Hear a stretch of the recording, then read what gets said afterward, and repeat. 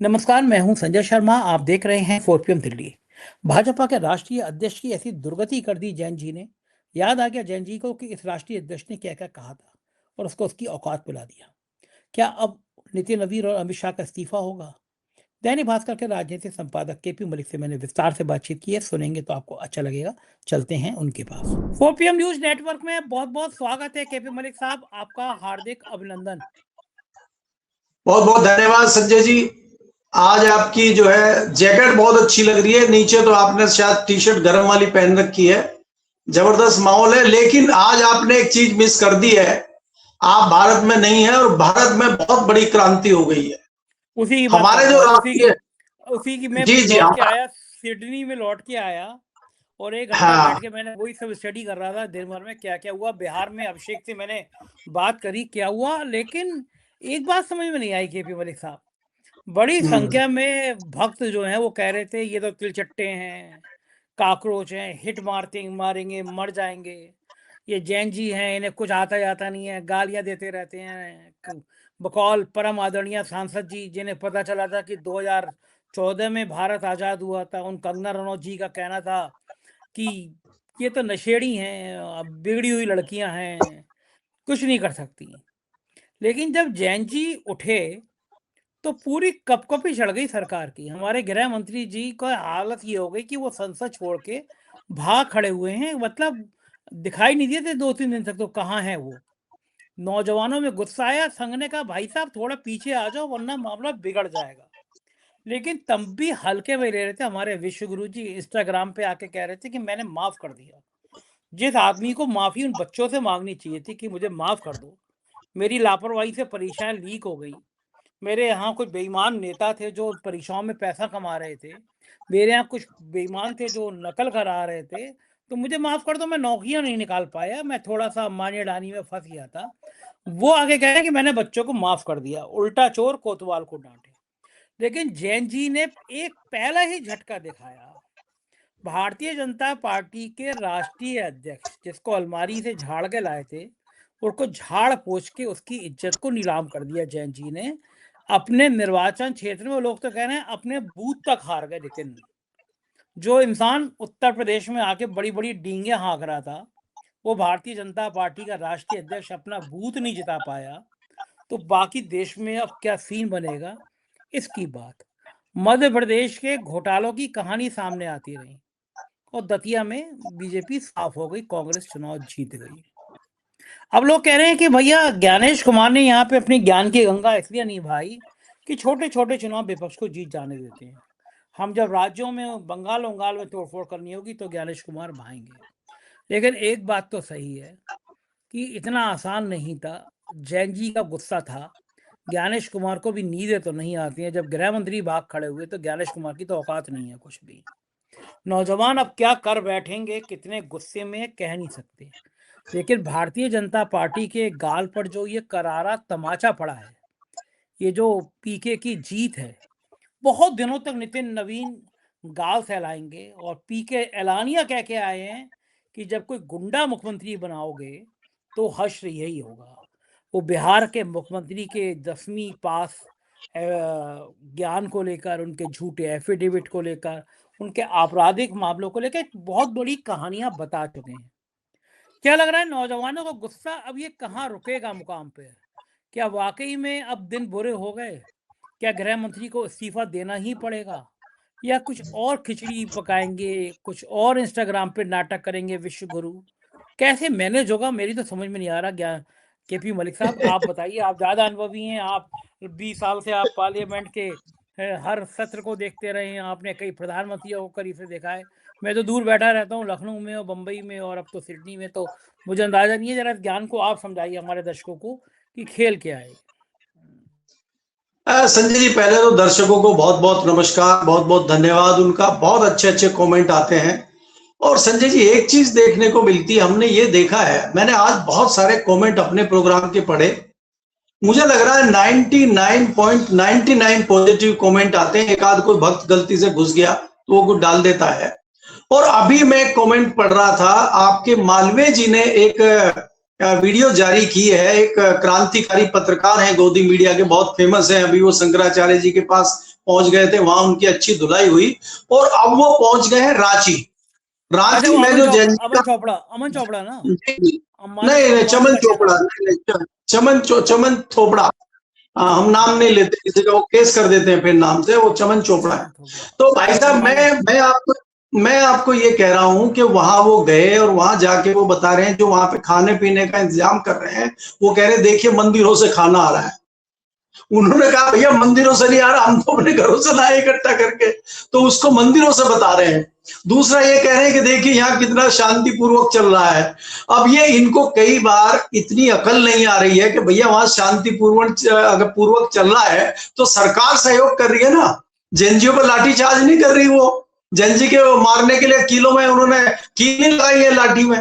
तो ये आप ये देखिए ऐसी जगह रिपोर्टिंग करने पहुंच गए हैं, ये जनाब जंतर मंतर पे नहीं आ पाए जो इनके घर के बाजू में है, और ये वहां पहुंच गए। खैर, मैं ये कह रहा हूं, जो जैन जी की बात आपने की है संजय जी, एक तो इस सीट पे हैरानी की बात ये है कि इस सीट पे, ये शहरी सीट है भारतीय जनता पार्टी की, 30-35 सालों से इस पे भाजपा का कब्जा है। पहले नितिन नवीन जी के फादर यहां से 2-3 बार विधायक रहे और लगभग 5 बार से खुद विधायक है। इतनी मजबूत सीट जिसपे कोई भी टक्कर, आप सोचिए लालू यादव और नीतीश कुमार कच्चा खा गए और पी के कब्जा करके बैठ गए उस पर, और राष्ट्रीय अध्यक्ष है जनाब, और वहीं लगे पड़े हैं, और इनके घर के आसपास भी इनको वोट नहीं मिले। और इसमें हैरानी की बात यह है संजय जी के इस सीट पे बड़ी तादाद में युवाओं के वोट हैं, जैन जी के वोट हैं, 25 साल तक के बच्चों के अत्यधिक वोट इस सीट पे हैं। तब ये हाल हुआ है भारतीय जनता पार्टी का राष्ट्रीय अध्यक्ष की सीट पे। अगर कोई शर्मकार पार्टी हो, अगर कोई शर्मदार राष्ट्रीय अध्यक्ष हो, वो तत्काल इस्तीफा दे देगा कि मैं जिम्मेदारी लेते हुए इस्तीफा देता हूं कि मैं नहीं, अपनी मलिक साहब मैं जानता हूँ नितिन नवीन जी के बारे में, मैं इतना पढ़ा तो है मैंने, बहुत नैतिकता वाले आदमी है, बहुत आदर्श वाले आदमी। आप देखना अगले 24 घंटे में इस्तीफा दे देंगे। इस्तीफा नहीं दे देंगे, लोग कहेंगे बड़ा बेशर्म अध्यक्ष है ये। ऐसी बेशर्मी थोड़ी स्वीकार करेगा वो आदमी, इस्तीफा दे देगा, पक्की बात है। अगर नहीं इस्तीफा नहीं नहीं देगा, नहीं लोग कहेगा नहीं, कैसा नाकारा अध्यक्ष है, बूथ हार गया, तब भी राष्ट्रीय अध्यक्ष बनाए, लोग इज्जत करना बंद कर देंगे। तो इस्तीफा दे नहीं देगा बिल्कुल वो। संजय जी, बूथ कैसे हार गया? पहली बार बिहार में भारतीय जनता पार्टी का मुख्यमंत्री है, पहली बार राष्ट्रीय अध्यक्ष का चुनाव हुआ, राष्ट्रीय अध्यक्ष अपनी सीट हार रहे हैं। आप रिकॉर्ड तो देखिए कि तमाम रिकॉर्ड बन रहे हैं। आप ये देखिए कि भारतीय जनता पार्टी जो सुशासन का नारा छेड़ रही है, जो कह रही है कि सम्राट चौधरी आगे हैं, वो सम्राट है बिहार के, और वो सम्राट अपनी एक सीट नहीं बचा पा रहे हैं भारतीय जनता पार्टी की, तो कितने काबिल होंगे आप समझ लीजिए। जितने पत्रकारों से मेरी बात हुई है संजय जी पिछले 2 दिनों में, सबका ये कहना है कि बिहार की जनता अपने आप को ठगा हुआ महसूस कर रही है, और उनका ये कहना है कि भाई हमने तो नीतीश कुमार के नाम पे वोट दिया था, हमने तो नीतीश कुमार को मुख्यमंत्री बनाने के लिए वोट दिया था, ये कौन सम्राट आ गया, कहां है नीतीश कुमार? तो जो भी चुनाव आएगा उसमें भारतीय जनता पार्टी को सबक सिखाने का काम होगा। लेकिन यहां पे मुझे थोड़ा सा संजय जी इसमें एक चीज लग रही है, भारतीय जनता पार्टी का तो जो होना है वो तो होगा ही, और पीके ने जो आगाज किया है उनको बधाई और शुभकामनाएं भी है। लेकिन सबसे बड़ा नुकसान तेजस्वी यादव को लग रहा है। तेजस्वी यादव जिस प्रकार से मुख्य विपक्षी दल के नेता होने चाहिए थे, उनको तमाम तथ्यों को रखना चाहिए था, अब वो काम उनसे अच्छे तरीके से करने का मौका वो पीके को मिलेगा। पीके पढ़े लिखे आदमी हैं, तथ्यों के साथ चलते हैं, आंकड़ों पे बात करते हैं, तो वहां पे जो सम्राट चौधरी की पार्टी होगी, सम्राट चौधरी के मंत्री होंगे, उनको रोज जो है पार्लियामेंट में खिंचाई करने का काम पीके करेंगे, जो तेजस्वी यादव को करना था। तो ये मुझे लगता है कि आरजेडी को एक बड़ा झटका बिहार में है। लेकिन कितने दिन है, क्या है, अभी क्या होगा आने वाले महीनों में, वो हम देखेंगे। मुझे लगता है कि जिस प्रकार से ये चीजें हुई है, भारतीय जनता पार्टी के कुछ अंदरूनी सूत्र ये भी कह रहे हैं कि सम्राट चौधरी को बदलने के लिए ये बहाना है, ताकि सम्राट चौधरी को हटाया जा सके, सम्राट चौधरी को बदला जा सके। क्योंकि ऐसा तो है नहीं कि भारतीय जनता पार्टी में कोई काबिल नेता वहां नहीं है, या भारतीय जनता पार्टी के जो विश्वास के नेता हो अमित शाह जी के और मोदी जी के ऐसे नहीं। अरे नित्यानंद राय बढ़िया आदमी है वहां पे, भारतीय जनता पार्टी के पुराने नेता हैं, उनको क्यों नहीं बना रहे आप? क्योंकि इनको वही पसंद है, इनको ऐसे ही व्यक्ति पसंद है, इसलिए उनको इन्होंने बनाया है। अब आप दूसरी बात ये देखिए संजय जी, कि आप खत्म कर रहा हूं अभी, कि इसका असर उत्तर प्रदेश में क्या होगा। ये जो भूकंप आया है बिहार की राजधानी पटना में, इसका जो झंझनाहट गई है वो लखनऊ तक पहुंच गई है, और लखनऊ में भी मंथन चल रहा हो ये क्या होगा। बड़ा भूकंप पटना में आया है, अगर इसी प्रकार का भूकंप लखनऊ में आ गया तो फिर क्या होगा, वो तो मठ में हिल जाएगा फिर तो गोरखपुर वाला भी, और दिल्ली तक धमक आएगी। जी मुझे ये बताइए कि क्या अब संघ ये चाह रहा है कि भाई इन नौजवानों को गुस्से को शांत करने के लिए नितिन नवीन और अमित शाह इस्तीफा दें, ऐसी सुगबुगाहट है? और अगर अमित शाह का इस्तीफा हुआ तो क्या पार्टी बच पाएगी, सरकार बच पाएगी?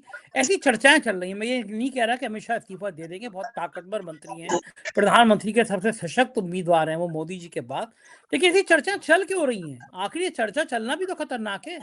लोग सोच भी कैसे सकते हैं कि अमित शाह का इस्तीफा हो जाएगा? ये सोचना अपने आप में बड़ी बात है। केपी मलिक साहब, आपको नहीं लगता? संजय जी, आप ये देखिए, इसमें आप पीके को कहिए और जैनजी को कहिए, इसने लोगों को बता दिया है कि भारतीय जनता पार्टी को हराया जा सकता है। सारे विपक्षी दल को आईना दिखाने का काम पीके ने किया है, और वो पीके है जिसने लगभग 250 अपने उम्मीदवार लड़ाए थे, सबकी जमानत जब्त हो गई थी। जिस सीट से आज पीके जीते हैं, जो इनका पुराना उम्मीदवार था उसको 8,000 वोट मिले थे, और आज इनको 64,000 वोट मिले। तो ये तरक्की जो हुई है, इससे ये अंदाजा आप लगाइए कि जनता कितनी विमुख है भारतीय जनता पार्टी से। और बिहार जैसे राज्य में जहां भी चंद महीनों पहले चुनाव हुए, तो और दूसरा जो जैनजी की आप बात कर रहे हैं, जैनजी इतना नाराज है भारतीय जनता पार्टी से, और वो डरने को, पीछे हटने को तैयार नहीं है। ये तो इतिहास है दिल्ली में कि जैनजी और युवा जो है आंदोलन लेके, सड़कों पर विरोध प्रदर्शन लेके पार्लियामेंट के इतने करीब पहुंच गए।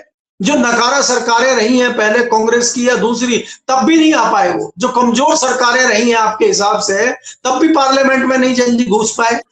तब भी किसान नेता, बड़े बड़े राकेश टिकैत और दूसरे लोगों ने कोशिश की कि भाई मार्च करेंगे, हम संसद मार्च करेंगे, और संसद मार्च नहीं हो पाया किसी का। जंतर मंतर से आगे नहीं निकल पाए लोग। ये जैनजी पहुंच गए इतनी ताकतवर सरकार में। तो ये ताकतवर सरकार कहने की, दिखाने की थी, ताकत तुकत कुछ नहीं है इसमें। जितना ताकतवर आप दिखाने की कोशिश कर रहे हैं, उतने ही कमजोर आप साबित हो रहे हैं। संजय जी, हमें यह लग रहा था शुक्रवार की शाम को, जब हमारे जो है क्रांतिकारी स्पीकर साहब ने हाउस को एडजर्न किया, तो हमें लगा कि शुक्रवार का दिन है, जल्दी से हाउस को एडजर्न कर दिया गया है।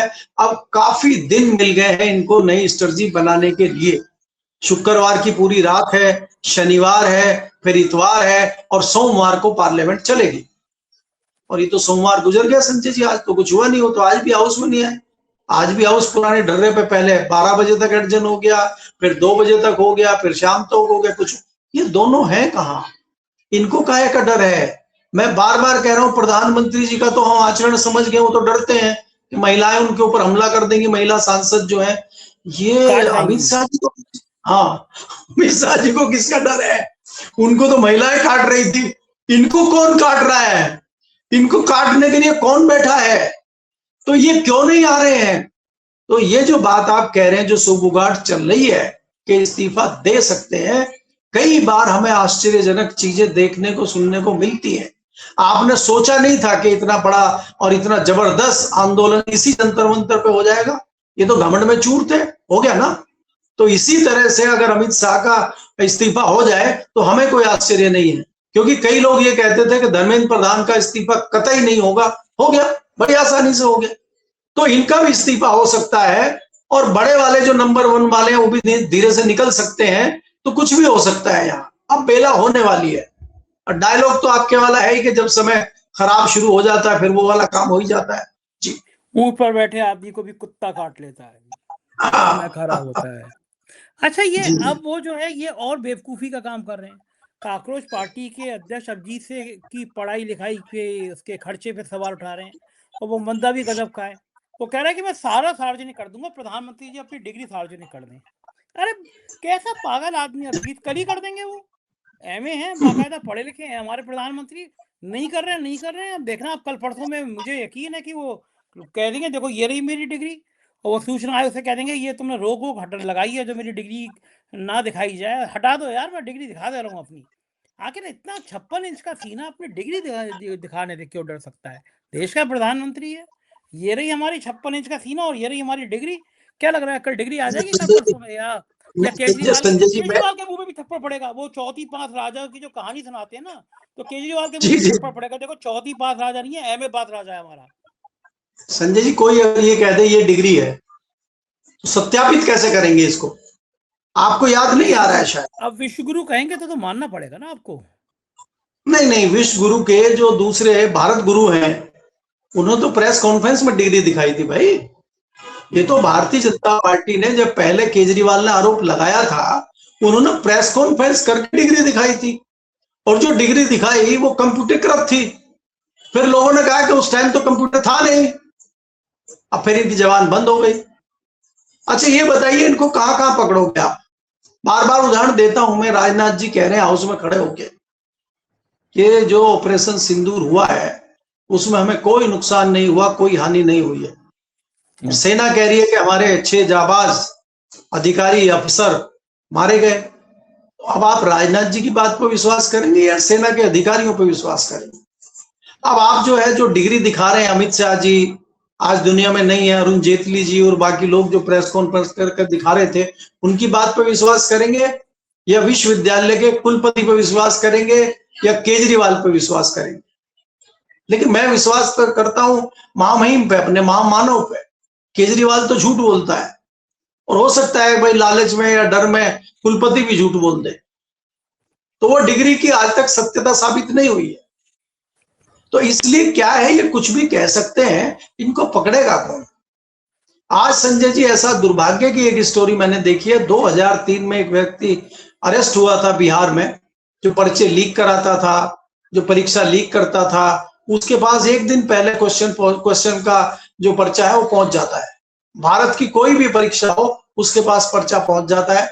पहले उसको रामविलास पासवान जी ने बिहार से चुनाव लड़ाया, फिर उसको भारतीय जनता पार्टी ने चुनाव लड़ाया।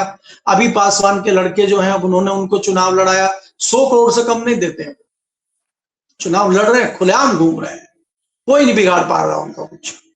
तो जब ऐसे लोगों का बोलबाला होगा, जब झूठ का बोलबाला होगा, तो क्या बिगड़ेगा? लेकिन अब ये सारी चीजें देखकर त्रस्त हो चुका है युवा, और आने वाला समय युवाओं का है संजय जी। अब आप ये सोच के चलिए कि बिहार में तो जो होना था हो गया, झारखंड में जो होना है वो होगा, ये लखनऊ का, यूपी का क्या होगा संजय जी?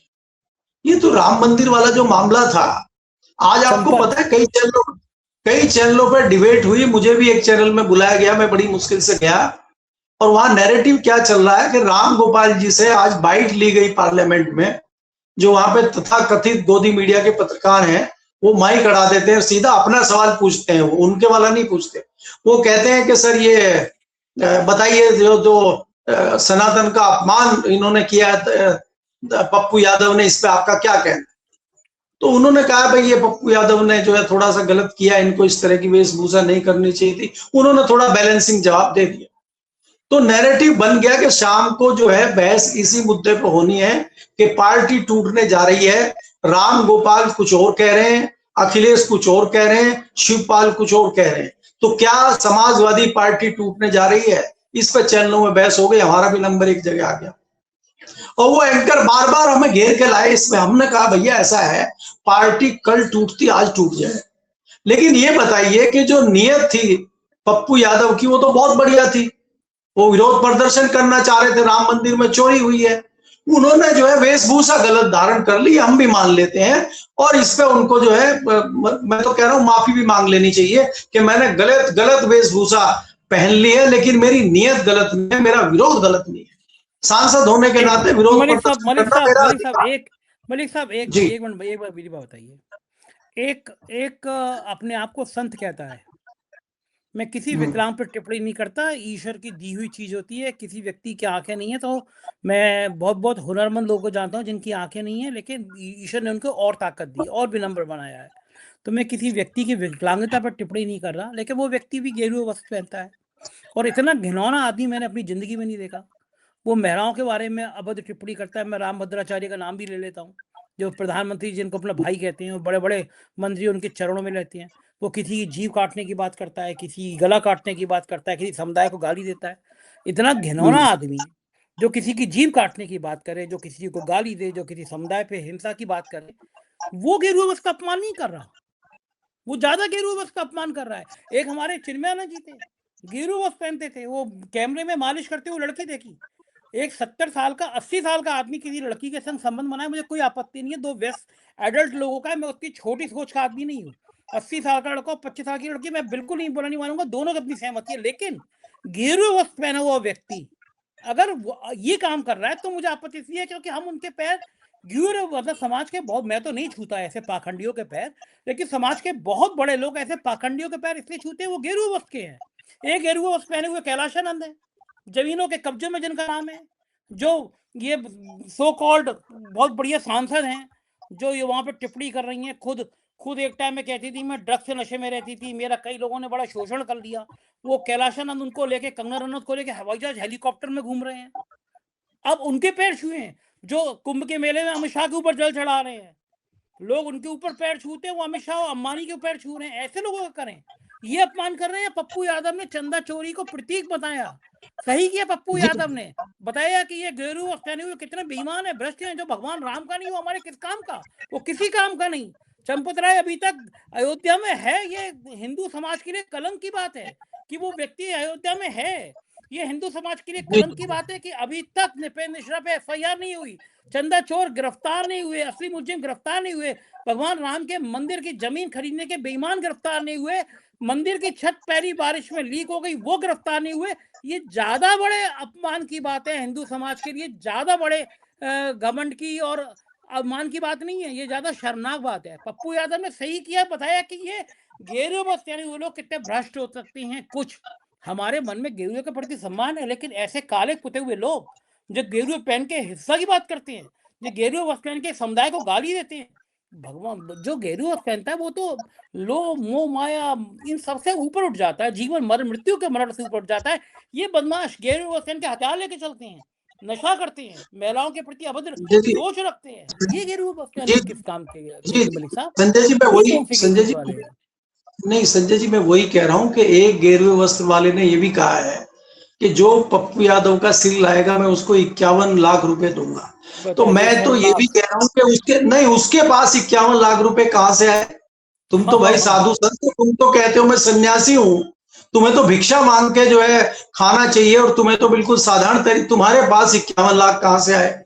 दूसरी चीज क्या है, अगर आप इतने मुखर होकर बोल रहे हैं तो मैं उसी बात पे आ रहा हूं कि अगर आप इतने मुखर हैं तो राम मंदिर की चोरी पे क्यों मुंह में दही जमी हुई है आपके? बात में वही कह रहा हूं कि जो आज इनके सनातन का अपमान हो रहा है, जितने साधु संतों को दिक्कत हो रही है, जिनका आपने भी नाम लिया, ये तब से क्यों नहीं बोल रहे? महीने भर से ज्यादा हो गया राम मंदिर में चोरी हुए, ना प्रधानमंत्री बोल रहे हैं, ना गृह मंत्री बोल रहे हैं, ना मोहन भागवत जी बोल रहे हैं, ना योगी जी बोल रहे हैं। तो यही तो दोहरा चरित्र है। मैं यही कह रहा हूं कि भारतीय जनता पार्टी अपने पक्ष में जिस प्रकार से नैरेटिव बनाती है वो नहीं देखती है कौन है ये, साधु है, संत है, अच्छा है, बुरा है। भारतीय जनता पार्टी ने आज तक शंकराचार्य से माफी मांगी है क्या? वो तो फर्जी भाग गया साधु जिसने एफआईआर की थी, वो तो गायब हो गया, लेकिन उस पर एफआईआर नहीं हुई आज तक। और आज तक जो है किसी सरकार के अधिकारी ने या किसी मंत्री ने माफी नहीं मांगी है शंकराचार्य से। तो ये तो इनका दोहरा चरित्र है। लेकिन मैं ये कह रहा हूं कि ये राजनीति के लिए कुछ भी कर सकते हैं। चैनलों पर जिस प्रकार से बहस हो रही थी, चैनल को जिस प्रकार से डाइवर्ट किया जा रहा था, और भारतीय जनता पार्टी के प्रवक्ता बार बार जो है ला रहे थे निकाल के कि भाई शिवपाल तो है बहुत क्रांतिकारी हो, तो पहले भी जा चुके हैं, अखिलेश यादव जो है ये कर रहे हैं, उनके पिताजी ने तो गोली चलाई थी। अब हमने कहा भाई उनके पिताजी ने वहां अयोध्या में गोली चलवाई थी और अमित शाह ने दिल्ली में गोली चलवाई थी, तो दिल्ली में तो आप कह रहे प्रशासन ने गोली चलाई है। तो आज तय हो जाए यही चैनल पे, आज चैनल पे तय हो जाए कि किसको दोषी माना जाए। अगर प्रशासन को दोषी मान रहे हैं, दिल्ली में अगर आप प्रशासन को दोषी मान रहे हैं तो यूपी में भी प्रशासन दोषी था। तो प्रशासन का मुखिया कौन था? वो तो ट्रस्ट का जो है अभी अध्यक्ष बना हुआ है, चौधरी बना हुआ है, और वही कह रहा है डकैती। आज तक नृपेंद्र मिश्रा के अलावा किसी भी व्यक्ति ने यह बयान नहीं दिया कि राम यहां तो चढ़ावा चोरी बोल रहे हैं। और कुछ पत्रकार हम जैसे तो बेचारे डर के तथा कथित चढ़ावा चोरी बोल रहे हैं, और वो कह रहे नहीं नहीं ये चोरी वोरी नहीं है, डकैती है, ये डाका है राम मंदिर पे। तो उनके साथ कुछ नहीं हो रहा, ना कोई एफआईआर हो रही, ना कोई पूछ रहा, ना कोई स्टोरी बन रही, ना कुछ हो रहा है। तो ये नंगपना जो चल रहा है इन लोगों का, ये जो नंगाई चल रही है संजय जी, ये जो झूठ चल रहा है, आज मैं बार बार आपको कह रहा हूं ना, ये वही प्रधानमंत्री है जो बिना प्रोटोकॉल के बिना बताए पाकिस्तान चले गए, वहां भी नहीं डरते ये। और यहाँ पाकिस्तान से इतना डरते हैं, जरा सा कहीं कुछ हो जाए इसमें पाकिस्तान का हाथ है। अब ये खाना बांटने का भी हो गया कि जंतर मंतर को जो खाना बंट रहा था उसमें भी पाकिस्तान का हाथ हो सकता है। मतलब पाकिस्तान का हाथ वहां नहीं हो रहा जब प्रधानमंत्री जाके वहां खीर खाते हैं नवाज शरीफ की बेटी के बर्थडे पे, तब पाकिस्तान का हाथ नहीं है, आज पाकिस्तान का हाथ। तो ये नैरेटिव जिस प्रकार से सेट करते हैं। मेरे एक मित्र का फोन आया कि लाहौर में एक अधिवेशन हो रहा है और वहां पे आपको आमंत्रित करने की बात, वो बहुत बौद्धिक किस्म का अधिवेशन हो रहा है, इंटेलेक्चुअल किस्म का, और उसमें वहां पे आपको लेक्चर के लिए बुलाना चाहते हैं वो लोग। मैं कहा भाई साहब क्या सीधा गिरफ्तारी का वारंट दिखाओगे? मैं अगर बस भी गया ना बिना कहे तो मैं पाकिस्तान का प्रवक्ता हूँ।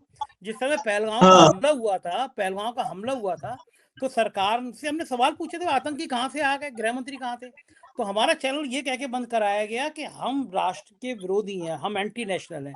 और मजे की बात, उस दिन 15 या 16 पाकिस्तान के चैनल बंद थे और अकेला मैं भारत में बंद था।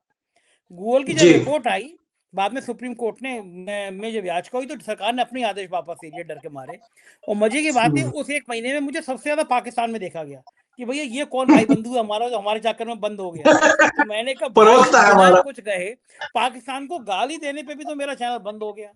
और मैं अगर गलती से भी लाहौर और कराची में उतर गया तो लौट के मतलब उतरूंगा बाद में, आईएसआई का चीफ पहले घोषित कर दिया जाएगा। तो मुझे बख्शो भाई साहब, मैं बिना पाकिस्तान, यही रोज मुझे पाकिस्तान भेजते हैं गाली दे दे के, पाकिस्तान चले जाओ, तुम मुल्ला हो, तुम कटुए हो, जाने क्या क्या लिखते रहते हैं। तो मैं तो उससे भूल गया था।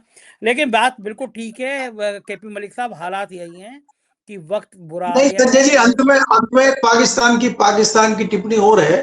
कई लोगों को पाकिस्तान जाना बड़ा रास आता है, और कई लोग पाकिस्तान जाके बर्बाद हो जाते हैं, वो यही भारतीय जनता पार्टी के लोग हैं। आडवाणी जी बर्बाद हो गए, अडवाणी जी बर्बाद हो गए और मोदी जी आबाद हो गए। तो यही भारतीय जनता पार्टी है, यही पाकिस्तान है। देखिए आप माने ना माने, पाकिस्तान का धन्यवाद मोदी जी को करना चाहिए, पाकिस्तान का धन्यवाद भारतीय जनता पार्टी को करना चाहिए कि हर जगह पाकिस्तान उनकी रक्षा करता है। अगर नोएडा में मजदूरों का धरना प्रदर्शन होता है, वो अपनी तनख्वाह बढ़ाने की बात करते हैं, तो वहां भी छाती निकाल कर पाकिस्तान खड़ा हो जाता है। और जब पाकिस्तान लाहौर से लेकर दिल्ली तक सीसीटीवी कैमरे लगवा देता है, तब हमें पता नहीं लगता पाकिस्तान का, और हमें मजदूर को पता लग जाता है एक दिन के अंदर कि भाई इसमें पाकिस्तान का हाथ है। जी मलिक साहब, पाकिस्तान और मुसलमान ये दो नहीं होते तो मोदी जी सत्ता में नहीं होते। इन्हीं दोनों की वजह से मोदी जी इनका नाम ले लेके सत्ता में है, विश्वगुरु बने। बहुत बहुत शुक्रिया मलिक साहब, आपसे बातें करके मुझे आता बड़ा मजा है। मन ही नहीं करता बात खत्म करूं, समय सीमा बंद है, लेकिन कल फिर बातें करेंगे। शुक्रिया, थैंक यू। ये थे केपी मलिक जी, और बात तो बिल्कुल खरी खरी कह रहे हैं। जैन जी के गुस्से को देखकर संघ भी कांप गया है। समझ में आ गया कि भारतीय जनता पार्टी के राष्ट्रीय अध्यक्ष की इतनी औकात नहीं रही कि वो अपना बूथ बचा पाए, तो ये पार्टी को क्या बचाएंगे। मतलब झोला उठा के चलने का वक्त आ गया फकीर के। तो चलिए फिर अब विदाई की जाए। जरा एक शेर है, इनके ऊपर लागू नहीं है लेकिन शेर बड़ा बढ़िया है। आशिक का जनाजा है, जरा धूम से निकले, विश्व गुरु की सरकार है, जरा जम के विदाई हो। कैसी लगी बातचीत बताइएगा जरूर। शुक्रिया, थैंक यू।